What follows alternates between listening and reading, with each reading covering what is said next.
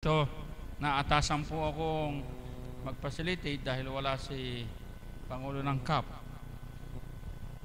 Palakpakan po natin muli ang Diyos na buhay. Bagamat kung hindi man sabihin nating puno, daman-daman natin kanina sa panalangin ng ating kapatid na Mother of the House, ang kanyang pagdulog, akong inyong dinama, nabuksan tayo. Nadama natin ang presensya ng Diyos ng ating paghiling sa Kanya.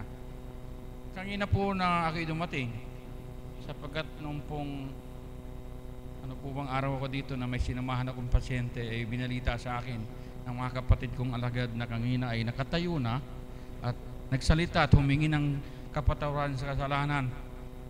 Ako po'y nagagalak at naluluha dahil bilang isang alagad, kapag mayroon tayong nasasagip na tao, tayo ang nagiging instrumento upang kumilalang may Diyos na buhay, higit po akong nagagalak. Di ko man siya kamag-anak.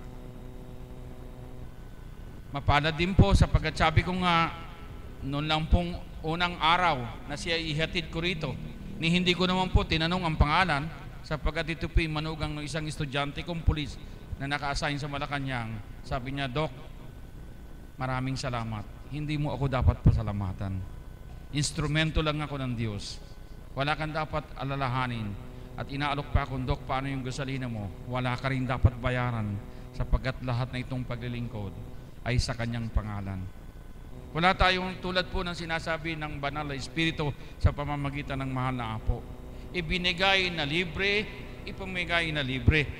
Sapagkat ang gampanin at gawang ito po ay tinatag hindi ng tao, kundi ng katas ng Panginoon at ng Espiritu Santo. Masaya tayong tumanggap.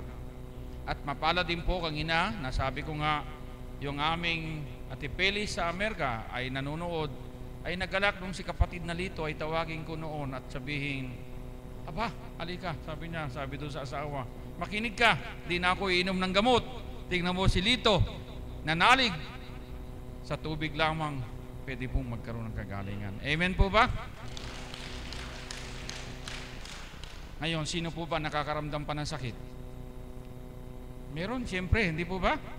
Dapat hindi naman po taling matatanggal kasi yung pong kirot, sabi nga natin, bahagi ng buhay. Pag wala tayong naramdaman, patay na tayo. Sino gustong mamatay? Wala, tingnan nyo. Parang ayaw, pero gustong makarating sa langit. Sino gustong makarating sa langit? Taas ang kamay. Sino gustong mamatay? Ay, ayaw. Tingnan ninyo. Huwag po kayong matatakot. Alam niyo po kami, lalo na ako, I always offer that every day might be the end of my life. Sa bawat oras at araw, wala pong katiyakan. Kaya dapat lagi tayong handa. Hindi tayo dapat na matakot. Sapagkat pag tayo kinuha ng Diyos, dapat tayong magpasalamat. Dadapwat, may takda. Hindi po tinatakda ng sarili natin. Ang Panginoon lamang nakakaalam kung kailan. Kaya dapat lagi tayong handa. Tama po ba? Maghanda po tayo sa ating sarili sapagkat sabi nga natin, araw-araw ay pagpapupuri, paghingi ng kapatawaran sa mga pagkukulang at ating pagkakasala tulad ng isang tao na nasa daigdig nito. Tayo po ay, sabi doon sa kanta, yun po, ano po sabi? Tayo po ay, mga kapatid, tanging hiling sa atin ay magdarasal upang matuwa ang Diyos Ama nating lahat. Kapag natapos na ang bakasyon ninyo lahat, kasama ko kayo. Bakit po tayo matatakot? Tingnan nyo nga po, temporary lang po yung buhay natin dito sa mundo. So doon po sa pamantayan na yan, lagi ko po yung tinatandaan sa isip ko, nagbabakasyon lang ako dito. Lahat na ito'y pahiram lamang ng Diyos. Tama po ba? Amen po. Sa mga tweet po, walang dapat katakutan sapagkat pag natapos ng bakasyon, tayong lahat ay iniintay ng Diyos Ama sa kahariang inihanda. Datapwat sabi ng Banal na Espiritu, hindi lahat ay masasala. Talagang mayroon pong maiiwanan. Bakit? Hindi po makonverte. Yung pong to be born again, mabinyagan ka sa Espiritu, hindi ka makakapasok sa kaharian ng Diyos. Kaya po sabi natin, paano po tayo mabibinyagan sa Espiritu? Kilalanin lang po natin na si Jesus ang tagapagligtas at sa pamamagitan niya, lahat ay pwedeng matanggap natin. Mapalad po tayo sa umaging ito o sa gabing ito na ating paghaharap na magpahayag ang sa mga tao na tiga-pulumplasan. Ipapahayag po niya ang kabutihan ng Diyos sa kanyang buhay, kung paano naganap at nadama niyang may Diyos na buhay. Tinatawagan ko po si kapatid na Janet Galvan ng Pulumplasan.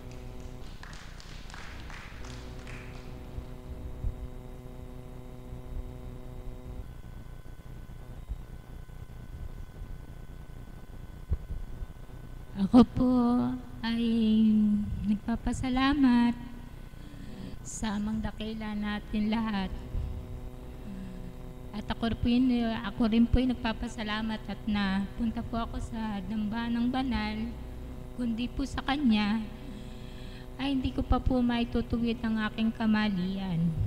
Lalo na ho sa aking pamilya, sa aking mga anak, na kung minsan medyo sila ay may kulitan. Ngayon po napapagpasensyahan ko na po sa tulong ng Ama at yan po ay pinababatid niya sa akin at pinakikita niya sa akin ang pagmamahal kung paano ko lingapin ang aking mga anak. At sa tulong din po niya sa banal na Espiritu, ipinahiwatig po niya sa akin. Ako po sana'y magrosaryo sa tuwing alas 3, alas 6, at saka alas 12 po. Sa tulong naman po niya ng ating amang dakila, ay natutupad ko naman po. Kahit paunti po, pero pinipilit ko po, kaya nagpupuri sa dahil naniniwala po akong siya po ang gabay namin at laging kami po ay talagang ginabagabayan niya sa bawat pagkilos ko. Nandiyan po talaga ang pagmamahal. Pinaiwatig po ng ating amang dakila. At kaya pong kuntsing na siyang simulat, hindi po kayo maniniwala. Ako po, matagal na po ako rito.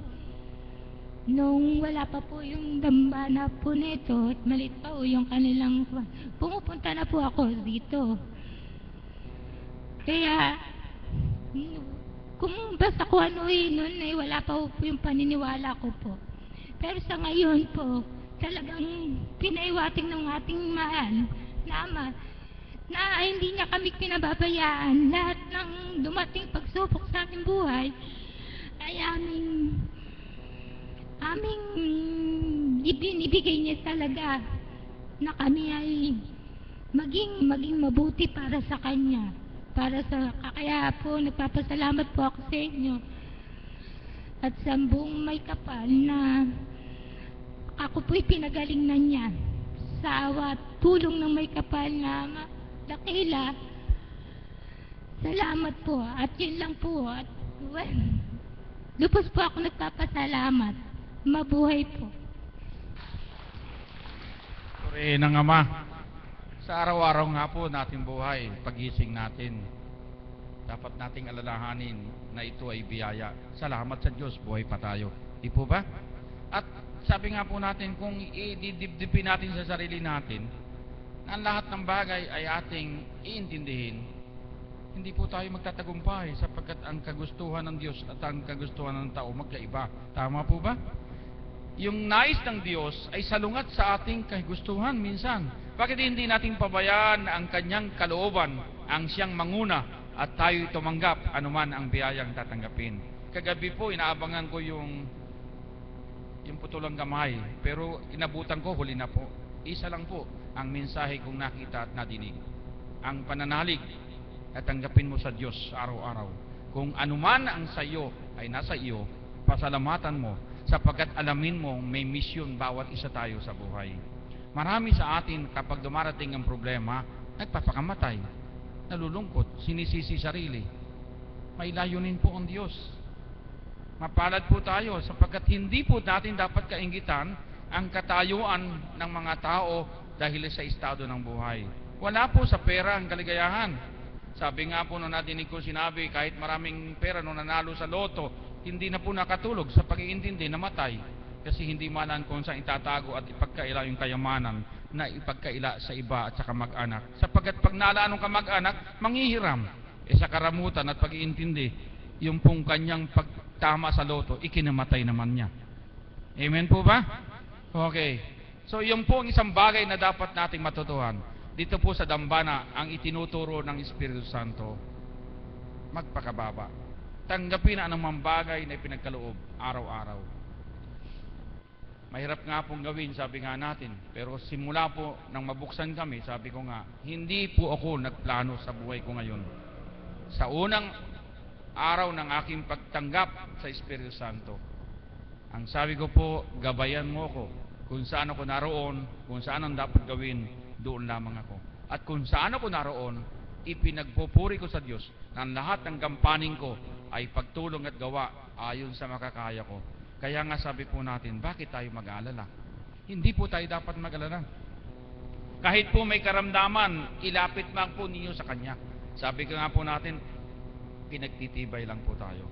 So sa pangalawang pagpapahayag po ng isang taong nakadama sa banal na Espiritu at Diyos na buhay, tinatawagan ko po si kapatid na Agripina Manangit, Manangit po, okay. San Isidro, San Luis, Pampanga.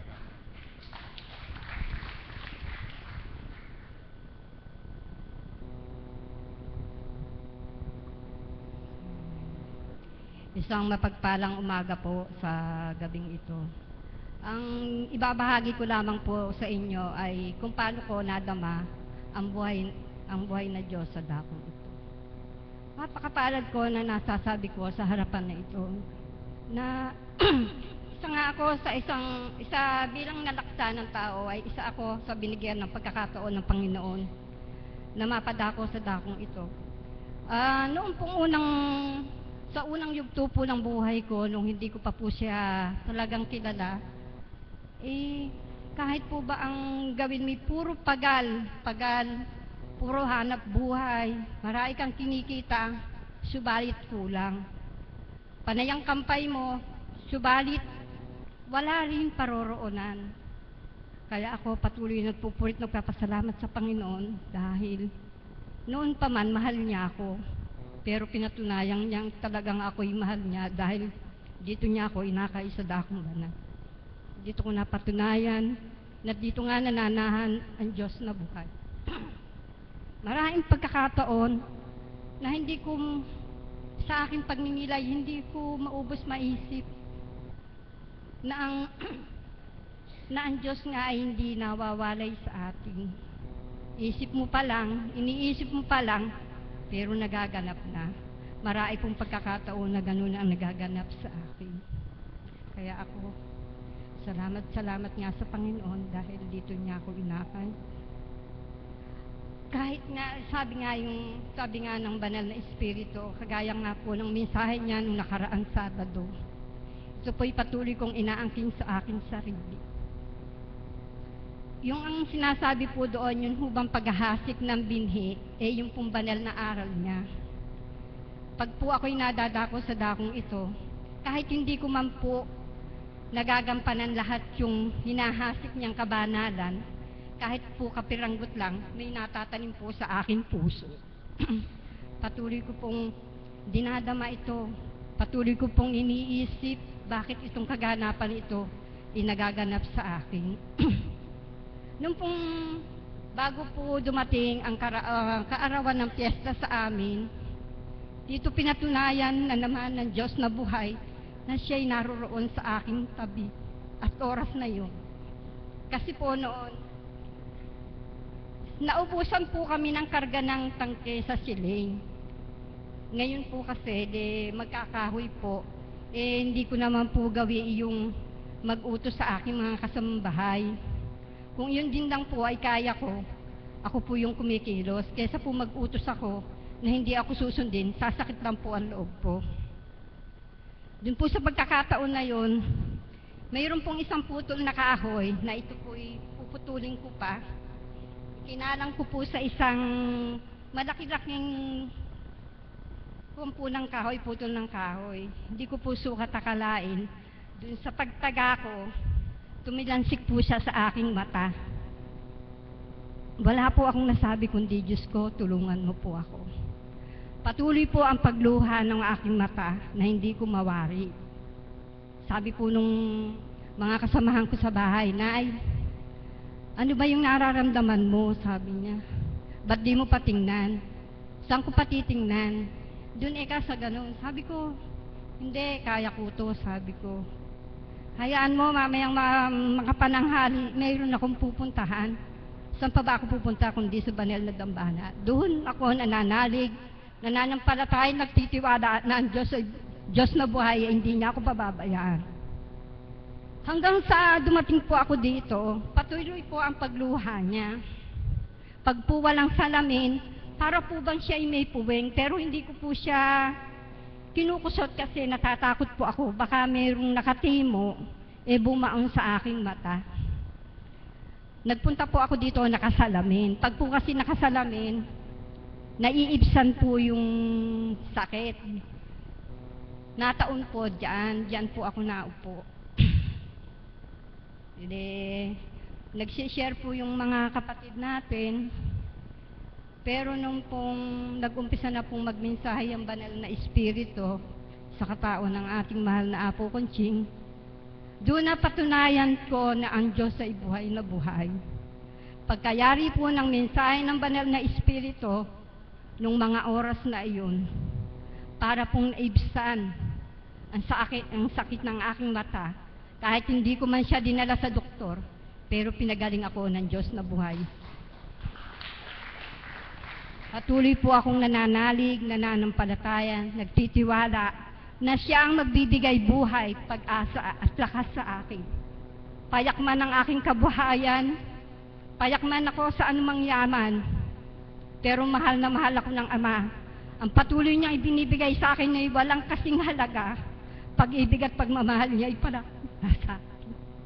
Kaya sabi ko nga, napakapalad ko. Dahil hindi ko man siya nakikita, patuloy akong nananalig at nananampalataya. Kung ano ako noon, ano ako ngayon, sana'y kahit dumating ang magpakailan pa man, siya pa rin ang nasa aking puso. Dahil ayoko na siyang mawaalay pa sa akin. Kaya po ako, pag dumudulog po ako sa kanya sa umaga, sabi ko, Ama, ikaw ang patuloy na maghari at manguna sa aking buhay. Ikaw ang gabay at patnubay ko. Ikaw ang kailangan ko sa bawat araw, oras at minuto ng aking buhay. Kaya salamat po mga kapatid. Salamat sa Diyos na buhay. Salamat sa taong kinalugdan ng Ama. Siya ang patuloy nagbibigay lakas sa aking buhay. Ano man naganap sa akin nung unang yugto ng buhay ko, payak nga po ang aking buhay.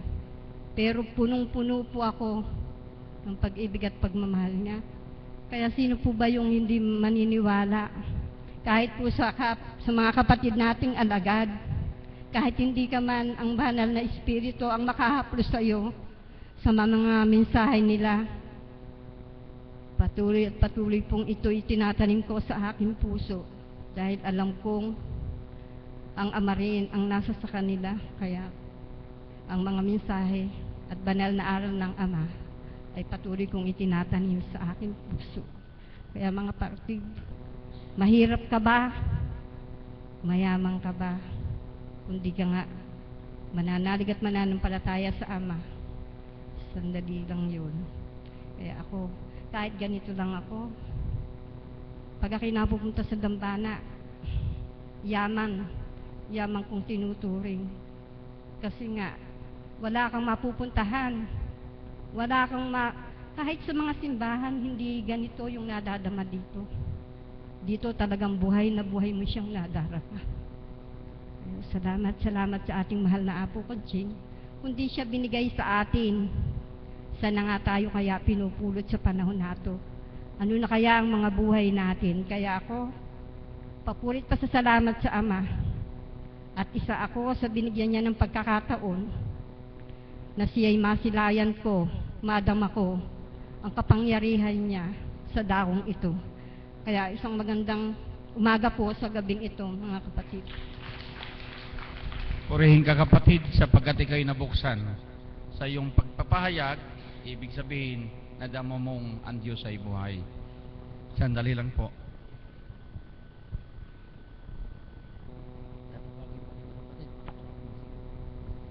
Isa lang pong pagtitibay nung ikaw'y nagpapahayag.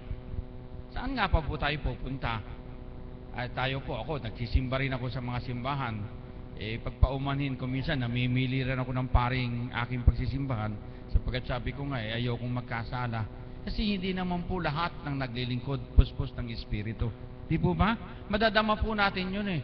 Kaya talaga po dito, mapapansin nyo kaiba. Na kapag pumasok ka sa dambana, iba yung nararamdaman mo. At tunay mo nadadamang buhay ang Diyos sapagkat nananahan ang Espiritu Santo. Amen? Okay. So yun po isa. Lalo na po siguro kung kayo'y makakadama at makaka-attend sa mga vigil na ginagawa ng mga alagad, tunay pong ipakikita sa inyo ng Panginoon Diyos. Ang ating pakikipagniig ay kailangan. Sabi nga po sa pangaral ng ating mga naapo, kahit ang Panginoon, may lugar po siyang dapat nakapuntahan. Doon tayo makipagniig at didinggin niya tayo. Hindi po tayo pwedeng makipagniig kahit saan. May lugar po talaga. At mapalad po tayo, sabi nga nung nag-share na si kapatid Agripina, na kung wala kaya ang dambanang ito. Kung hindi kaya tinanggap ng mahal na apo ang atas ng paglilingkod, nasaan na nga kaya tayo? Ako nga, sabi ko nga kapatid, lumaki ako sa simbahan. Nung ako'y umalis po sa simbahan, nung ako'y lang mag-asawa, nadidinig ko ang homily at sinasabi ng pari at kaya kong magmisa sapagkat kabisado ko na ang lahat ng sinasabi at ginagawa. Pero hindi ko po nadama ng lubos noon sapagkat ang nasa sa isip ko noon, mabubusog lang akong kailangan, ay ako'y anak mahirap.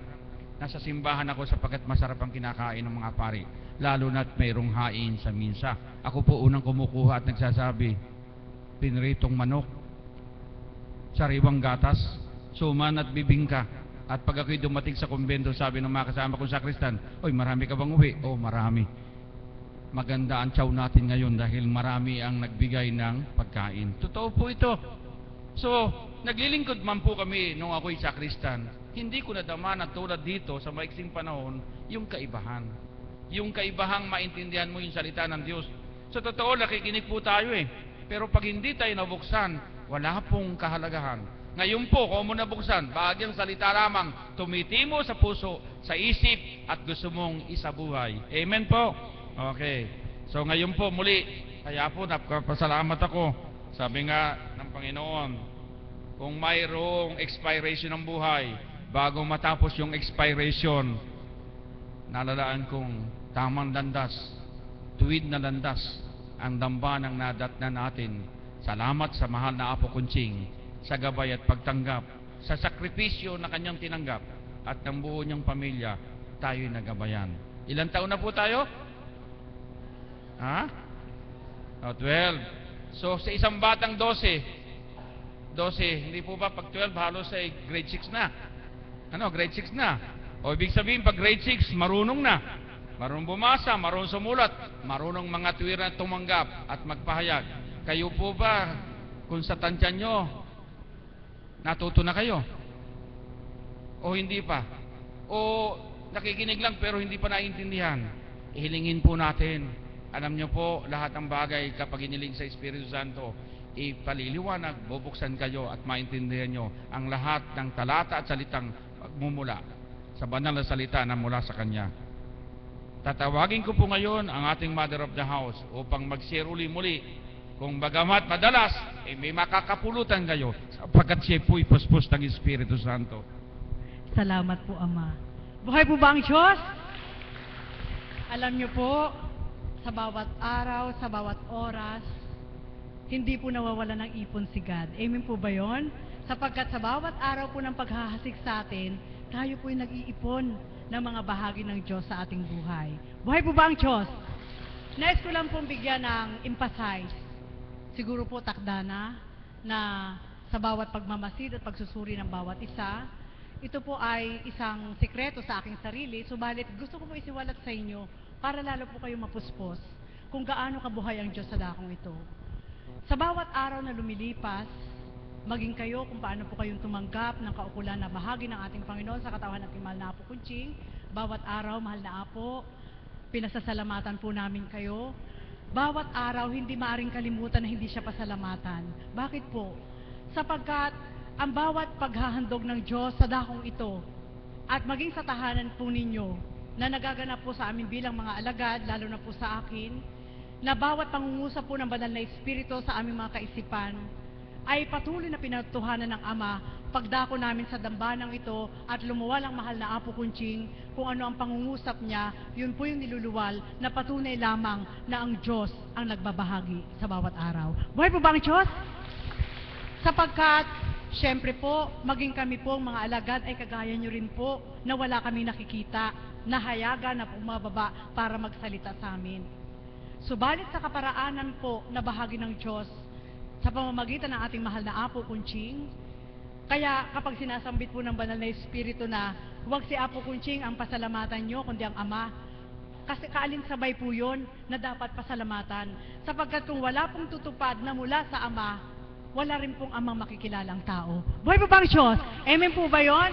Kaya yun po yung akin pong sa pagninilay na bawat araw, nararamdaman ko po na dati hindi ko po nararamdaman kahit alagad na po ako noon. Subalit ngayon po, kung paano pong napupuspos ang ating mahal na Apo ng higit, napupuspos din po tayong lahat. Amen po ba yun? Buhay po ba ang Diyos? Kaya sa bawat araw po, kung magsusuri po kayo, maging tagasunod o pasyente man, mataman po kayong makinig. At sa pakikinig po ninyo, na dito po'y nabuksan ang puso at diwa nyo, pagdating po sa tahanan, huwag niyo pong tigilan ang makinig. Kundi, baunin niyo po mula sa dahong ito ang bawat salita ng Diyos na hanggang sa tahanan niyo ay ma-remind sa isip niyo kung ano yung bahagi ng Diyos.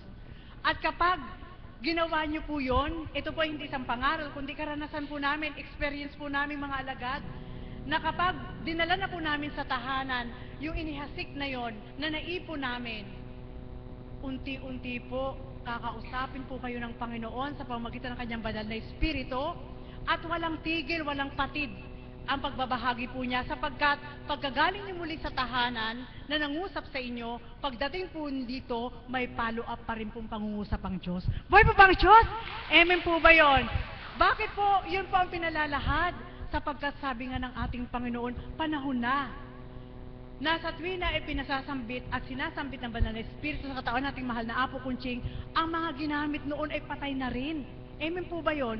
At lahat po tayo maaaring mawala din po sa sanlibutan. Subalit, yung katotohanan po na ito na po yung gawa ng Espiritu Santo na hindi man si Jesus ang nakita natin gumagawa, may isang kinalugdan na gumagawa para makita natin ang totoong gawa ng Ama. Buhay po ba ang Diyos? Amen po ba yun?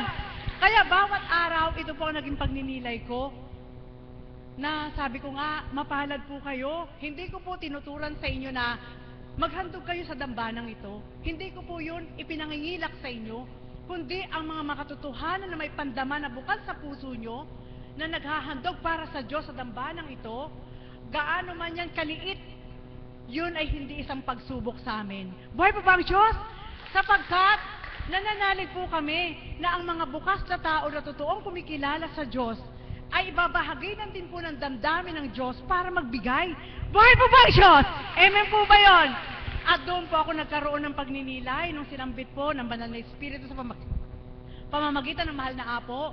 Magbalik tanaw kayo sa inyong mga nakaraan na bakit nga yung may mga bahay noon na luma, subalit ngayon malalaki. At may mga malalaking bahay noon na maliliit na ngayon at ang mga angkan nila na mayayaman noon mahihirap ngayon. So ibig sabihin po, napakalinaw na sa larangan din po ng paglilingkod, alam nyo po, hindi na palakasan ng loob. Kailangan paninindigan mo ang paglilingkod mo sapagkat may Diyos na kasama ka. Buhay po ba ang Diyos? At doon ko po nakita sa pagtupad, ito po mga kapatid, sabi ko nga po sa inyo, revelation, ang pagbabahagi, paglalahad ng katotohanan. Doon ko po nakita sa loob ng 7 taon na hindi ko man po napasimulan ang pagtupad ng mahal na Apo. Subalit yung pagpapakilala ng Diyos sa akin kay Apo Kunching ay hindi pagpapakilala ng isang ordinaryong tao, kundi kung paano pong nabuksan ng diwa at puso ko, na inukit ang pangalan ni Kristo sa puso ko, nakaukit na rin ang pangalan ni Apo Kunching na ginamit ng Ama sa buhay ko. Buhay po ba ang Diyos? Kaya hindi pa pwede na hindi pasalamatan eh. Amen po ba yun? Hindi pa pwede. Sapagkat, mahal na Apo, patawad po. Sa tuwina, ang kababaan ng loob ng banal na Espiritu sa pamamagitan ng mahal na Apo Kunching, pag sinasambit po niya na hindi si Apo Kunching ang dapat yung pasalamatan, nagpupuyos po ang Espiritu sa katawan ko, sumisigaw ang Ama, hindi anak, kailangan din pasalamatan si Apo Kunching mo. Buhay po ba ang Diyos? Amen po ba yun? Totoo po ba yun? Kayo po. Sino po ang tutupad at sino ang gaganap? Hindi namin kaya. Amen po ba yun? At kung halimbawa man po na may mag-claim na kaya po nilang gamitin na kagaya ni Apo Kunching, may pagkakaiba pa rin po kayo makikita. Buhay po ba ang Diyos? At yun ay ilalahad ko po sa inyo sa isang damit. Alam nyo po, kanina pong namamalansya ako, binahagi ko po kay kapatid na Berhel, ang pasubali po ng amay ito, anak, ihambing mo ang dalawang damit na ito sa pananampalataya. Siyempre po, bilang mga hinirang, kung nung unang buhay po, dahil andun po yung kayabangan, naghahanap buhay, mas madalas po yung bumili ka ng original. Sapagkat pag marunong kang kumilala sa original, kahit nakatago etiketa niyan, mararamdaman pa rin original ang suot ng kasama mo. Amen po ba yun? Subalit ngayon, wala na pong usapin yun. Mas maliit na pera, mas marami ang mabibili. Buhay po ba ang Diyos? Subalit hindi po pala, sa pananalig, hindi mo maaaring gamitin na ikaw ay bumili sa kagaya ng damit. Amen po ba yun? Sapagkat maaari po kayo malinlang. May mga original po na damit na, siyempre po, makita mo ang ganda. At kapag itinambal mo sa original, parang halos parehas na sila. Kung kulay lang ang titingnan mo, o kung hindi mo susuri kung ano yung etiketa niya, maaari nang ma-fake pati yung trademark niya. Amen po ba yun? Subalit, ano po ang pagkakaiba ng mura at mahal? Kapag naisuot mo na at nilabhan mo na isang beses ang mura, wala na rin po yung pera nyo. Buhay po ba ang Diyos? Amen po ba yun? Sapagkat naganap po sa akin, gandang-ganda po ako dun sa damit. Sabi ko po, siguro may mensahe po pala. Nang binili ko po yung damit na yon, gandang-ganda po ako. Siyempre po, 100 isa. Sabi ko, ang ganda. Tapos sabi po nung nakapansin, sabi niya, Mami, ang ganda naman ng damit mo. Sabi ko, ay, relief lang yan. Relief po. Kasi sapagkat siyempre hindi mo masasabi, 100 lang yan. Tapos po, doon po namin nakita na ang Panginoon, marunong po siyang magtago. Hindi na po niya inilalahad kung yung suot namin ay original o hindi. Subalit, salamat sa Diyos, sapagkat kahit wala po nag-a-abroad dito po sa dakong ito, lagi po kami nakakatikim na original. Buhay po ba ang Diyos? Amen po ba yun? Sapagkat yung mga ginagamit po ng Panginoon sa dakong ito, kaangkop din po ng puso ng Diyos. Amen? Sapagkat doon ko po nakita ang malalim na pagninilay na kapag kaangkop po pala ng ating Panginoon ang ginagamit sa dakong ito, wala kang maririnig na sumbat at wala kang maririnig na pagbibilang. Buhay po ba ang Diyos? Kaya nung binili ko po yung damit na yon, sabi ko, ang ganda. Subalit nung makita ko po at inusita ko yung mga tahi, hindi po tama yung mga tahi sapagkat isang hiklat mo lang sigurado tanggal na. At nang binili ko po yung damit na yon, 2 beses po ako nagluto ng ulam sa amin na nasunog po ang ulam. Hindi ko po makuha ang mensahe kung bakit. Subalit kanina po yung pangalawang pagkasunog ng ulam, na samantalang dito, tansyado ko naman po kung ano po yung pagkasabaw niya. Subalit bakit pinahintulot ng Ama? Kanina lang po idinatal sa akin ang mensahe, mala po. Anak, yan ang katotohanan. Huwag kang magsigurado sa buhay mo na hawak mo na ang lahat ng ito. Sapagkat marami akong paraan para mawala lahat yan. Kagaya ng ulam na ginawa mo, na tama lang ang sabaw, tama lang ang sangkap, subalit nalibang ako, nalimutan ko, nasunog lahat. Buhay po ba ang Diyos? Amen po ba yun? So ibig sabihin ng Panginoon, yun po ang pinabulat niya, anak, ano ba ang hawak ng tao na hindi ko kayang walain? Amen po ba yun? Ano ba ang sinasambit ng tao na hanggang bukas ay mayroon na ako, hanggang susunod na bukas ay mayroon na ako, na hindi ko kayang putulin. Kaya mga kapatid, ito lang po yung sasambitin ko po sa inyo, ang bawat aral ng banal na Espiritu, sa pamamagitan ng ating mahal na Apo Kunching, ang tunay na Diyos na buhay, na naglalahad sa bawat araw sa dakong ito, ay hindi makapagdudulot sa inyo ng kapinsalaan at pagkaligaw. Buhay po ba ang Diyos? Bagkos, kung nanamnamin po ninyo, kagaya ng original na damit, labhan man siya, washing machine mo man siya, mayroon siyang tibay na maaasahan sapagkat ang nagtahi sa kanya ay totoo. Buhay po ba ang Diyos? Amen po ba yun? At kagaya po sa damit, na sabi nga, minsan dumarating po sa bawat lingkod na yung damit na yon hindi nabibigyan ng pansin sapagkat parehas lang. Amen po ba yon? Subalit ikaw na nagmamay-ari ng damit, alam mo ang tibay at rupok ng isang original at hindi original. Kaya nawa po, sa bawat araw, sa bawat oras, kung paano po ang ating mahal na Apo Kunching ay tuwirang ginagamit ng ating Ama na nagpapahiwatig po sa atin ang pangungusap niya. Huwag niyo po ibaliwala, sapagkat mismo ang ating Panginoon ang nangungusap sa ating harapan upang doon po ay huwag tayong mawalay. Nasa tahanan niyo man, may pangungusap man sa inyo at tumungo kayo sa dakong ito at nangusap sa inyo ang banal na Espiritu sa harapang ito, angkinin niyo po na hindi katang-isip yon sa inyo na pinangusap ng Diyos, kundi sa pamamagitan ng mahal na Apo, kapag iniluluwal niya, ang Diyos mismo ang nangusap sa inyo. Buhay pa ba ang Diyos? Kaya ito lang po iwanan ko po sa inyo. Doon lang po ako nagtataka minsan, bakit po nagagawa pa ng mga nilalang na akala nila'y hula-hula yung kaukulang ipinahahayag na bakit nababatid. Nasalamat sa Ama, sapagkat kung wala nga po isang Apo Kunching na nakatatak sa puso ko, nakasama ni Kristo, hindi ko rin mababatid na ang Diyos ang nangungusap sa akin. Kaya salamat po, mahal na Apo, sapagkat sa bawat pangungusap at nakatindig siya dito at sa gitnang ito, ang bawat niluluwal po niya, talaga pong kung paano ang pinagmulan na siya rin po ang nagluwal at siya rin po ang nagbahagi sa bawat isa. Muli, magandang umaga at maraming salamat. Salamat kapatid. Simple lang po kung isa-summarize natin.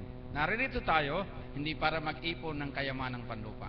Ang iniipon natin ay ang kayamanan ng salita ng Diyos na paghahanda sapagkat pag tayo namatay, wala tayong madadala. Tama po ba? Pero kapag kayo tumanggap sa salita ng Diyos at ito'y naipon at ipinamuhay, mahigit sa kayamanang lupa ang inyong tataglayin sapagkat tatanggapin kayo ng Diyos. Ito po ang ating layunin kung bakit taririto tayo.